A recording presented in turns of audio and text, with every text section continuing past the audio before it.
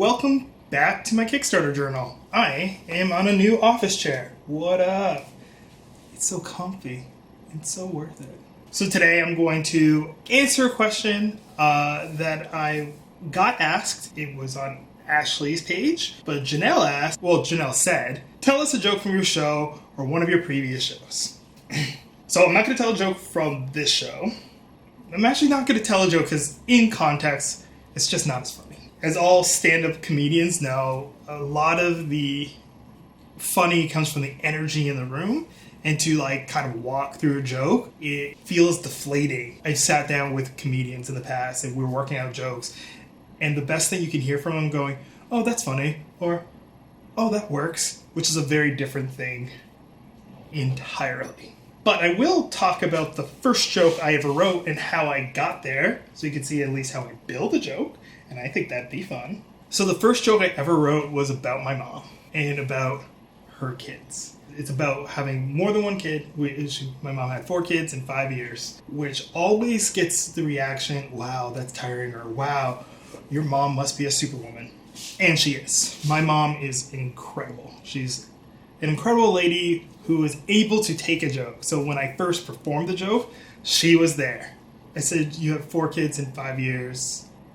I'm so happy you got over your pregnancy addiction, because having 4 kids in 5 years seems like a little much, don't you think?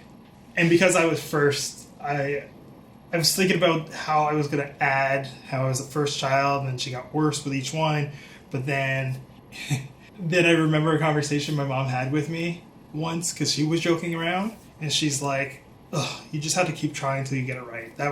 That's what she said to me, so I had to incorporate that in the joke. So when it comes to making a joke like that, because I made fun of my mom, I had to turn around and make fun of myself. So the joke starts off with, she had 4 kids in 5 years. I'm so happy she got over her pregnancy addiction. And the joke ends off with, being a mother is terrifying. I did not want to make a mistake, so I used you as practice. Which, again, my mom loved. She loved being the subject of that joke. If you ask anybody who was at that show, loudly before the show started, she proclaimed, no jokes about your mama. And I said, ha ha ha ha, and ran away. So that's how I generally built the joke. I use a lot of quotes from real life, and then I exaggerated or worked them out so they worked with a rhythm within the joke. And that's what I'm going to do with one of the good ones. I'm taking situations in real life. So I'm taking real stories, some of them harder than others to make jokes, but there are jokes in there, obviously. And I'm going to play with some of the wording, but there are some quotes that I need to have exact, so I'm going to keep those in. But when I build the show, I'm going to look for those opportunities, those moments to heighten up and make those jokes. And because the show is based on my experiences in my professional career and in my childhood, they're going to hit home. They're going to hit close to the heart. But that kind of answers Janelle's question. It's a kind of a reply to Janelle's statement. I'm here to remind you to contribute to the Kickstarter campaign. We're 60% there. We have a couple weeks left. Share the links, the Kickstarter link, which is at the top, with your friends. Share the YouTube page with your friends. If you're like, this guy's funny, he has a great personality, show them other videos. Talk about the rewards. Some of them are really cool.